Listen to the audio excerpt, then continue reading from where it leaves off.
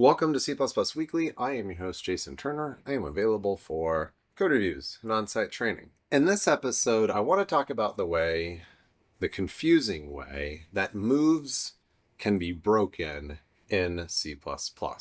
And of course, before I continue, I just want to remind you to check out the video description for sponsorship links and all that sort of stuff. I've gotten into discussions with people at conferences that go along the lines of this. If you tell someone that defining their own destructor breaks move operations, they might come back and say, well, no, clearly it did not break move operations because I can do this static assert and the code still compiles. The compiler is telling me this thing is move constructible. And unfortunately, this becomes a little bit of a rabbit hole. What is move constructible actually does is ask if the type is constructible from an R-value reference. And in fact, this is true. This thing is constructible from an R-value reference, but it calls the copy constructor when it is constructed from an R-value reference. And this is incredibly confusing and annoying. I say, this episode is sponsored by JetBrains. Today we need tools that help us work quickly and effectively. CLion is a powerful JetBrains IDE for C and C++ that makes filling this need its main goal, integrating code analysis, refactorings, and a wide range of tools into your day-to-day development. The latest version of CLion introduces deep integrations with the ReSharper C++, Writer C++ language engine, performance improvements for the debugger, new features for embedded development, and enhancements for project models and build tools. Use the code CPPWeeklyCLion to get 25% off when purchasing a new CLion subscription or renewing your existing one. If I do this,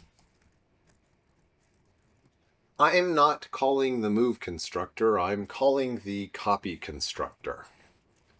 But the fact is that detecting when the compiler has removed the move constructor of a type is incredibly annoyingly difficult. And we can see with optimizations enabled, there's basically nothing being generated in the compiler output at all here. We can see a call to two destructors. This thing itself is trivial. It doesn't contain anything that is itself not trivially copyable or movable. So even with optimizations disabled, the compiler is still going to largely remove all of our code here. You can see even here in O0, there's no call to a copy constructor or move constructor at all.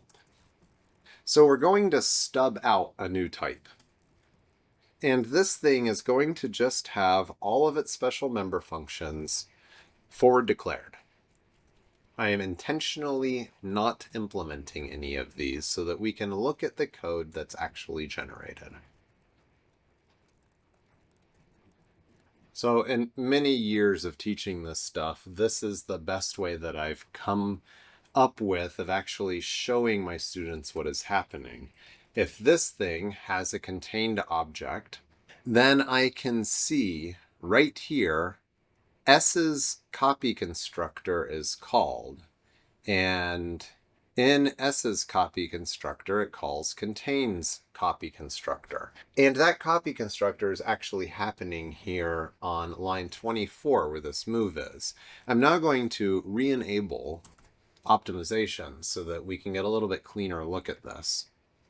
So you can see here on line 9, I get a call to contains copy constructor, and that is happening down here on the move. If I comment out the destructor, then I can watch this call magically change into a move constructor.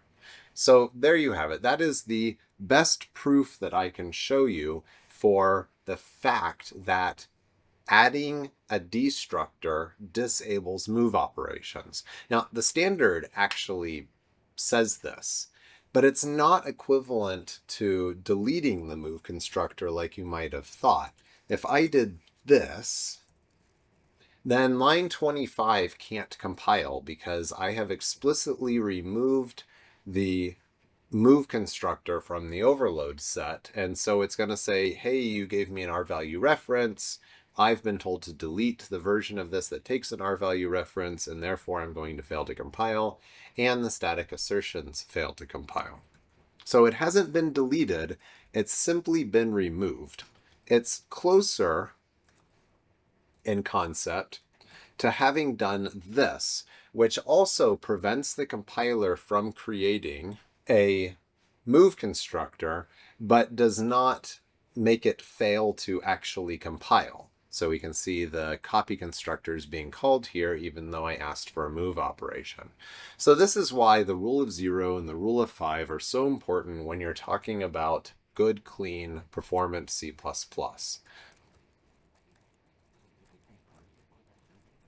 And if you want to know more about this, then definitely check out the links to my best practices books that are in this video description. I have written a C++ best practices book and then a follow-up book that is specific to C++ 23, where I have rewritten all of the examples to take into account the fact that we have standard library modules support in C++ 23.